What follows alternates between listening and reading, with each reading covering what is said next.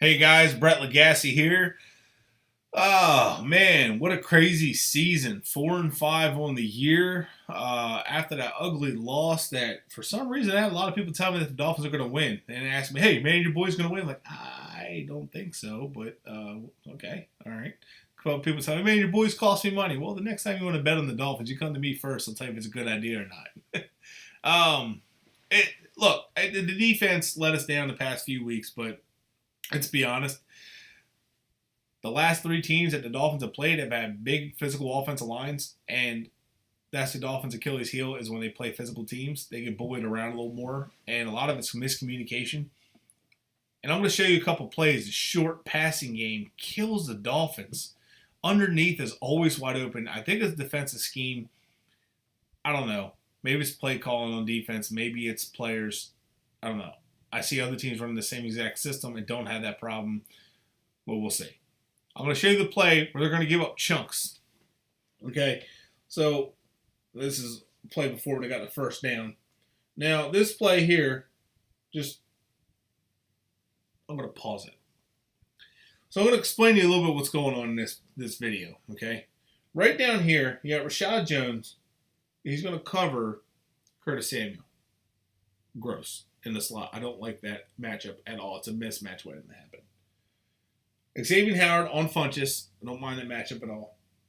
And Tankhurst at the top of the screen. Now, mind you, the Dolphins do not play. They will not play two corners on one side of the field. Okay. I don't like the fact that they don't do that because that gives you your better coverage options instead of having linebackers or receivers. Now the offense can dictate where your play is, or where your defense is going to play. So I don't really like that. However, they have the pass rush formation out. They got Andre Branch. They have their base formation. They don't have Ndamukong Suh in the field. They have Gacho. They have Jordan Phillips, and then they have Cameron Wake. All right. So they actually have a pretty good pass rush all around, and it doesn't seem that way because they allow the quarterbacks to throw the ball and complete a lot of passes. Now, why is that? Underneath, I'm going to show you. Maluga's going to drop back. Kiko's going to end up running with Samuel. Rashad Jones is going to run underneath, and Xavier Howard's going to bail out, and McDonald's going to have the coverage over top. Now we're going to watch this play.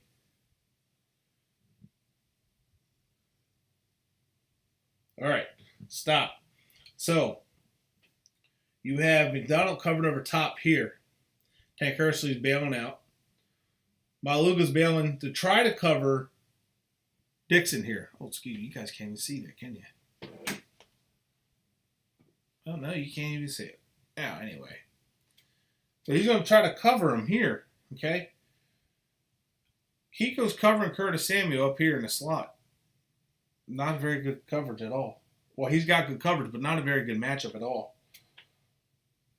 Xavier Howard has his back towards Funchess,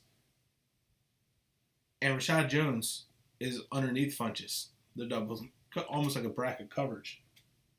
We're going to run this play. Now look,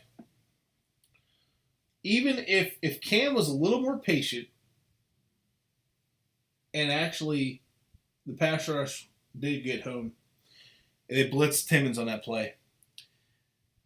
If Cam was a little more patient, he could have hit Funchess wide open. I mean, this defense is just giving these quarterbacks just open looks. Oh, there's Rashad Jones down here. Who's he covered? The ball goes to Ed Dixon underneath. Now, the Panthers hurt themselves here. Boom.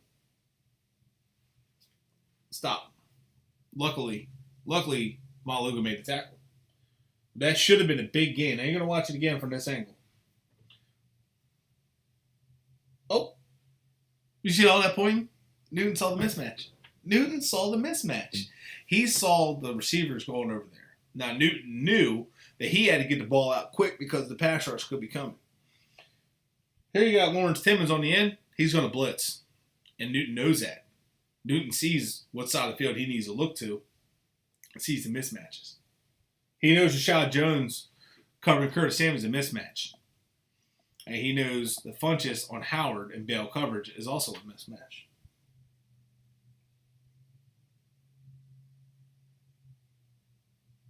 Now, He makes a tackle. Good read, good throw, makes a tackle. Thank goodness.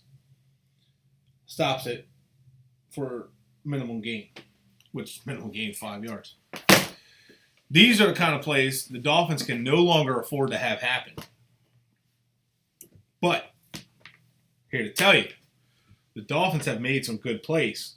Now, this is the kind of stuff of why the Dolphins are giving up underneath passing lanes.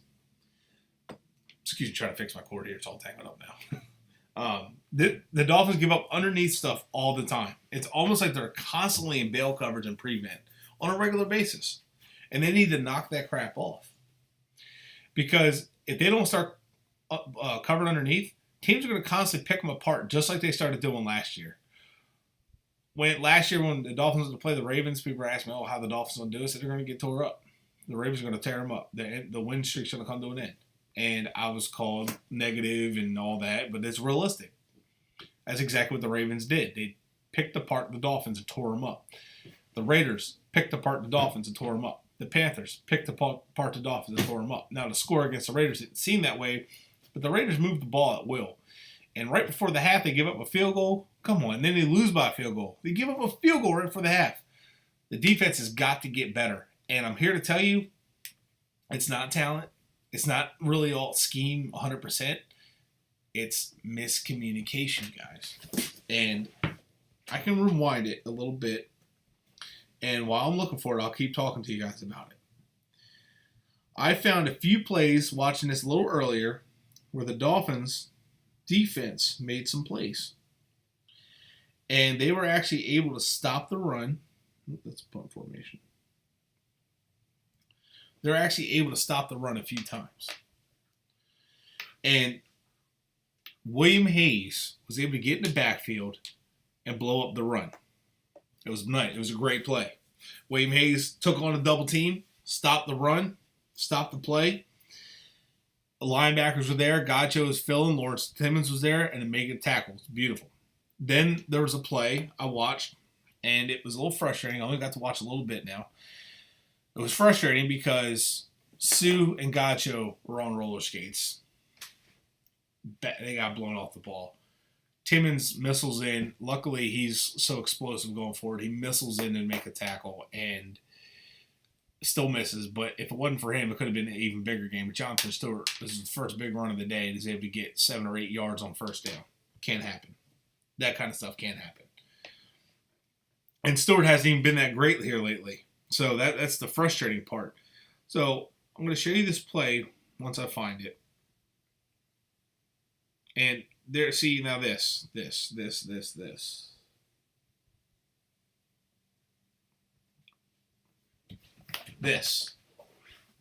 Hey, you watching? There's Kiko. Oh, doesn't say square to the line of scrimmage and completely misses. I'm sorry, guys. I'm having trouble here with my lighting. All right. Yeah, this doesn't record on the computer too well. But watch. He's going to go in motion.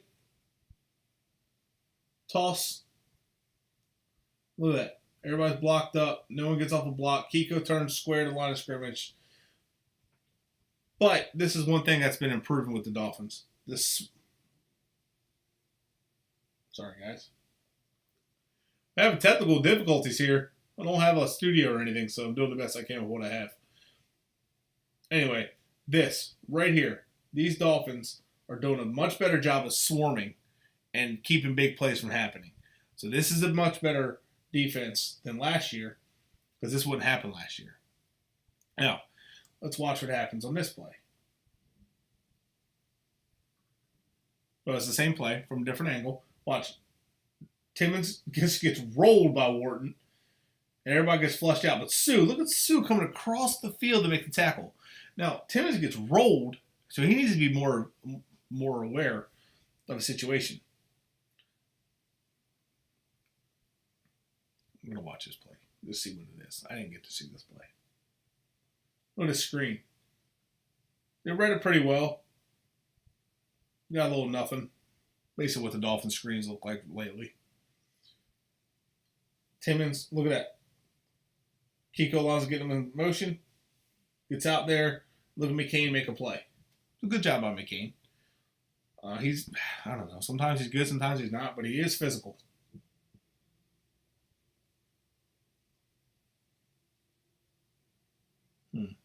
So we got here. Oh. Woo, lucky there, huh? I mean, he was open. And that's twice he did that. Now, McCain didn't cover him a couple times. He's wide open. They faked the screen, beautiful design. And it, honestly, I'll just give Schuler credit because it was a beautiful design. He drops the football. Well, they're going to punt formation. But this was earlier in the game. I'll show you one play. I want to end on a positive note here, guys. If I can get it. I'm going to show you a play to give you a little bit of hopes for the Dolphins in the future. Yeah. Okay. So I want to give you a little hope for the Dolphins in the future. Let's go to the condensed game. And I'll turn the sound off because you're not going to hear me.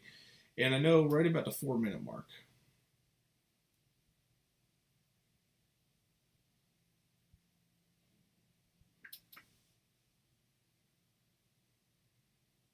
Let's see, guys. Hang on. Okay, and I believe it's this play. All right, so I went to the condensed game, and it's this play here. Now, what you're going to see, you're going to see William Hayes going to get in the backfield. Okay, he's going to take the right tackle and the fullback.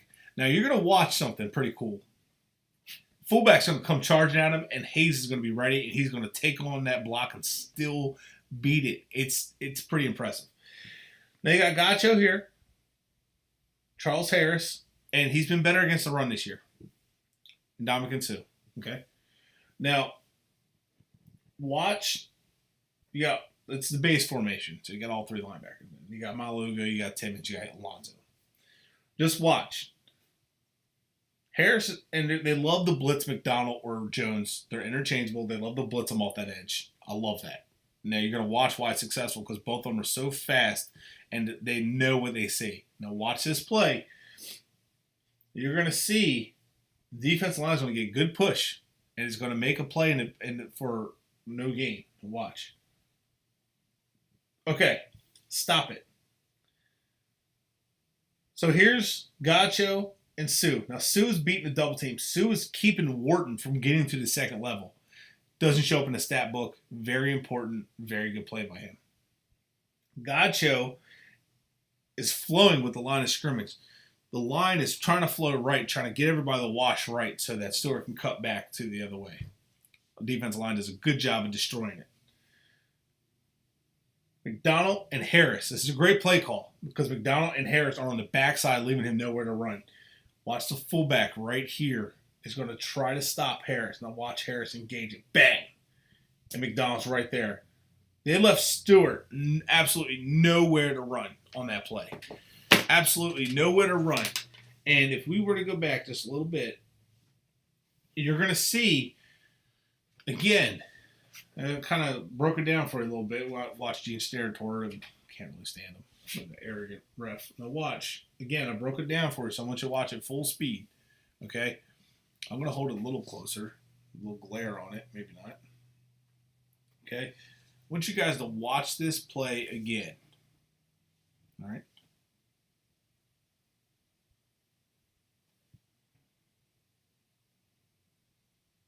Nowhere to run. Nowhere to run. So, let me tell you something. It's not about talent. It's not about scheme as much as it is about doing their job. Everybody did their job on that play. And there was a few plays they did that. And against the Raiders, for the most part, they held their own. They kept giving up chunk yardage to the Ravens. If everybody does their job, Gacho, Phillips, Sue, does their job instead of trying to freelance, this defense can be good again. You see that they can make plays. They made a play against a good run game, against a good run offense. Right there, they stopped them for no gain. They were actually able to keep Wharton from getting to the second level, allow Kiko to run free, to run Timmons to run free. McDonald's able to close the backside. Harris closed the backside.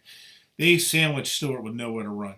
They've done it before. They can do it again. if the Dolphins can get back to that kind of defense like they did against the Falcons, they can get back to playing better. Now, the offense has to do a better job of staying on the field longer, sustaining drives. However, the defense has zero excuses for the touchdown given up in the second half. I understand it's 10-7 going into the half in good position. Defense wasn't getting up too much. It actually held up, especially on that field goal attempt. But the defense comes out in the second half and lays an egg and just lets them run right down their throat. And then at that point, it's 27 or 24-7. Now you're down 17 instead of being down 10.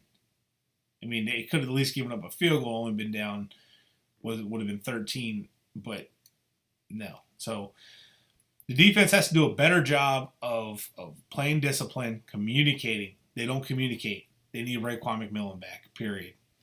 I think he could be a difference maker. When he comes downhill, he's going to come downhill and he's going to hit hard. Branch was making good reads on the outside and those read options and staying at home, and then the linebacker wasn't filling. I mean, what else can Branch do? Now, Branch is going to get blamed for not doing his job and the run getting right by him. He went outside and contained. The linebacker never filled. The linebacker didn't fill. No communication. That's got to change. So until the Dolphins can fix these issues, they're going to have a problem. Now, don't get overexcited if they fix these issues against the Buccaneers and shut down the Bucs and hit the Bucs in the mouth, because honestly, this matchup's a pretty good matchup, and I think the Dolphins can win this game pretty easy. But they have to be ready and have to play all three phases well. However, they have a couple tough matchups here. Let's see, they have, after the Buccaneers are going to have to go to New England. After that, they're home for Denver. After that, it's another Monday night. Yay, America! More Dolphins. Hopefully, because that'd be so Dolphins if they end up winning that game, because why not? I even put it to you this way, guys. If the next win and the last win of the season is the Patriots on Monday night and we blow them out, I'll be a happy Dolphins fan. So then they go on at Buffalo, at Kansas City, home for Buffalo. Buffalo's starting to have a lot of problems now. Here's how I actually see this, and we'll see what happens. I'm seeing 7-9 right now. And you're probably looking at me, Brett, where's the 3 wins coming from? Well, I think the Buccaneers. I think Denver. Actually, you know what? Let's go 8-8. You heard me. Denver. Let's go Denver, Tampa Bay, New England, and the Bills. That's right. They're going to split. They're going to go 8-8. They're going to go 4-3 in these next 7 games. I see it. And a lot of you guys are saying there's only 2 more wins. Well, there's 2 more wins. I see Denver and Tampa Bay, but I see a win against New England on Monday night. I see a win against Buffalo. So I'm saying 8-8 right now. 7-9 or 8-8. That's where I'm going. But I'll predict 8-8 just for the heck of it. Could be wrong. Who knows? Could lose the rest of them. Whatever. But I'm going to go out on a limb and say they're going to go 8-8 and they're going to go 4-3, and I think they're going to split with the Patriots, split with the Bills, beat the Broncos, beat the Buccaneers. You heard me. That's what I think. But they're going to have to do, like I said, they're going to communicate better on defense. They're going to have to keep running the football. They're going to get the offense rolling, keep it rolling, because honestly, the past 2 games has been pretty solid without Ajayi.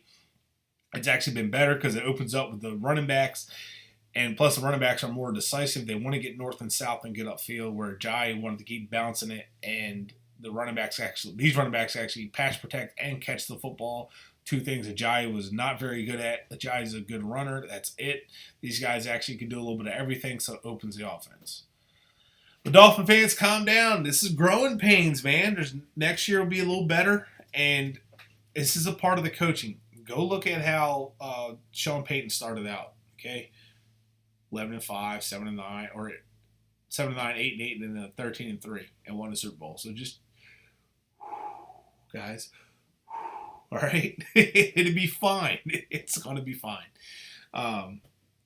They're getting it in the right direction. They're going to get players out that are not going to do the things they want them to do. And Ajayi was just the tip of the iceberg. They're going to revamp everything. Offensive line will be changed. I think Juwan James will be gone next year. This offensive line looked pretty good the way it is. Pouncey could retire. He's wearing a sleeve on his leg. I don't know. I honestly, and I don't mean this in a bad way to say get rid of him, but I hope Pouncey retires for his health. His hip now he's got a compression leg or a sleeve on his leg. I just hope he retires for his health and his sake. So that's it for me, guys. I'm going to do a little more film study on this. I'll give you guys more of a breakdown later, but that's it for me. And on a positive note, the defense can make stops. They just need to communicate. That's it for me, guys. Thank you for watching.